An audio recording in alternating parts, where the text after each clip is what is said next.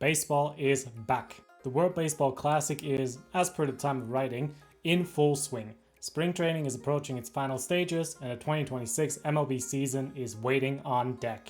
However, there's been another topic catching headlines basically all throughout the offseason and that will likely continue to be talked about throughout the year: the expiring CBA and the debate of a salary cap. Before we get into the title of this video, allow me to quickly explain what all the fuss is about. The CBA, or Collective Bargaining Agreement, is an agreement between the 30 MLB clubs and the MLB Players Association. It serves to lay out the terms and conditions of Major League Baseball, covering rules regarding games, playoff structure, financial agreements like revenue sharing, and much, much more. The latest such agreement, signed between the clubs and the Players Association, was signed on March 10th, 2022, and will expire with the conclusion of the 2026 MLB season. This agreement implemented, for instance, a joint competition committee with the purpose of deciding on smaller rule changes during a 45-day window in each offseason, beginning in the 2022 to 2023 offseason. Some notable changes that resulted from this CBA were the universal DH beginning in 2022, the expansion of the playoffs to 6 teams per league, increases in the league minimum salary every year throughout its duration, and, through the aforementioned committee, pitch timers, shift restrictions, and the bigger bases, all beginning in 2023. As you can see, the CBA is essential to Major League Baseball, as without a CBA, there is no Major League Baseball. With the current CBA expiring, owners and players are already having discussions on a new CBA. And one of the more divisive focal points this time around is the implementation of a salary cap. Right now, salaries in Major League Baseball aren't limited, meaning a club can spend as much money on players as it wants. There are penalties for higher payroll throughout the luxury tax, but that hasn't really stopped any teams from spending. See the Dodgers, Mets, and Yankees, for example, who will each be paying massive luxury tax penalties for having payrolls north of $300 million in 2026, as per Fangraphs. A salary cap, as pushed for by the owners, would put a hard limit on payrolls, preventing teams from simply buying up every free agent on the market to build a super team. The players are against this, as it would limit their potential earnings and contracts. Now, a salary cap is nothing without a salary floor, which would force teams to spend a minimum amount of money each season on their payroll, creating a salary range in which every team would have to be at the start of the season or face penalties.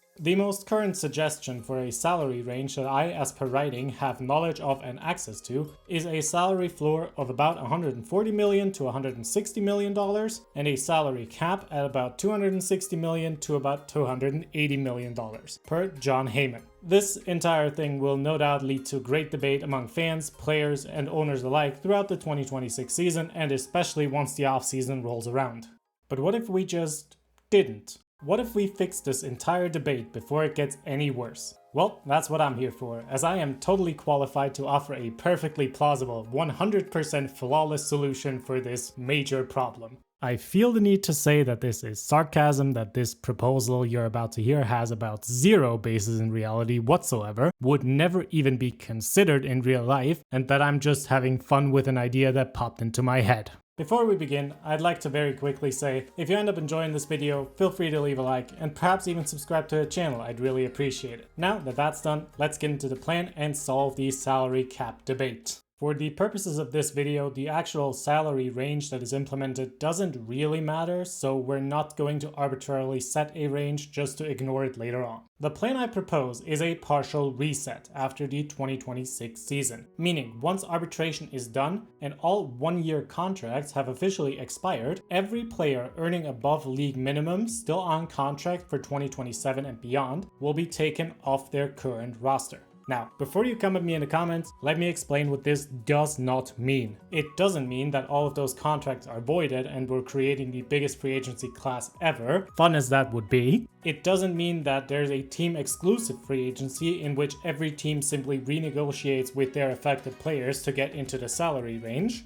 And it also doesn't mean we're creating a free agent draft in which all teams draft these special free agent players still on contract, like one would maybe do in Out of the Park Baseball or MLB The Show. It does mean, however, that for the purpose of this reset, free agency is delayed by a certain to be agreed upon period of time.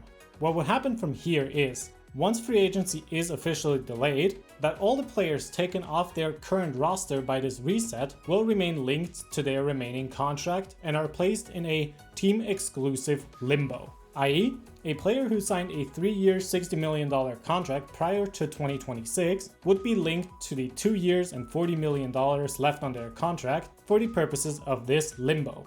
With this limbo, every team is now below the salary floor on paper, as, let's be honest, nobody has $160 million in league minimum contracts in their entire organization. From this point on, a reclamation period begins. During this reclamation period, which lasts for a certain, to be agreed upon, though likely quite short, amount of time, every team has the ability to reclaim players in their respective limbo, adding the players and their respective contracts, with deferrals, incentives, etc. accounted for in terms of payroll, back to their roster.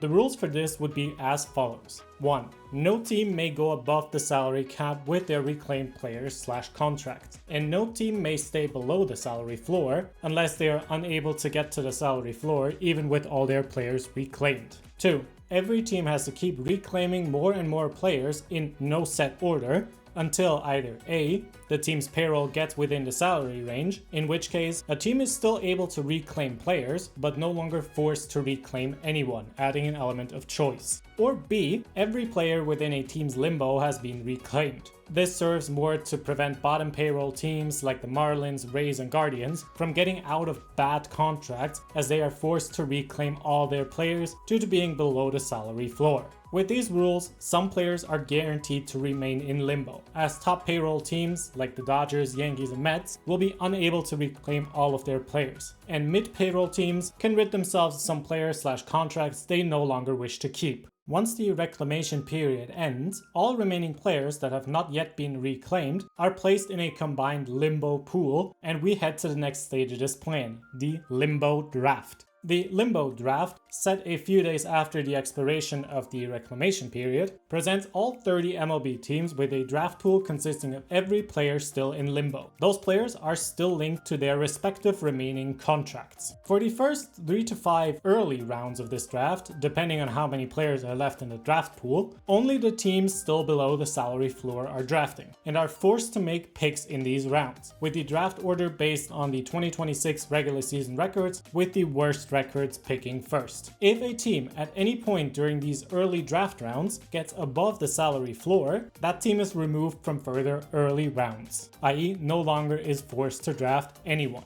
From here, there's 2 scenarios that can play out. 1. Every available player is drafted in the early rounds and the limbo draft simply ends. In this scenario, free agency resumes as normal, and any team still below the salary floor will now have to use free agency to get into the salary range before the start of the new season. 2. Every team reaches the salary range during the early rounds, while there are players left in the draft pool. If this happens, all 30 teams are now placed in the draft order, again based on the 2026 regular season records, and may make selections if their turn comes. However, no team is forced to make any selections, and may skip their turns if they wish, similar to the Rule 5 draft. If at any point during these late rounds, all 30 teams decide to not draft a player, the draft ends, even if there is players left in the limbo pool. In this scenario, every team is now within the required salary range, and we have fully negated the need for grandfathering any payrolls or contracts over a period of years to account for the big spenders. That only leaves the players left in the limbo pool, whose fates now lay in free agency.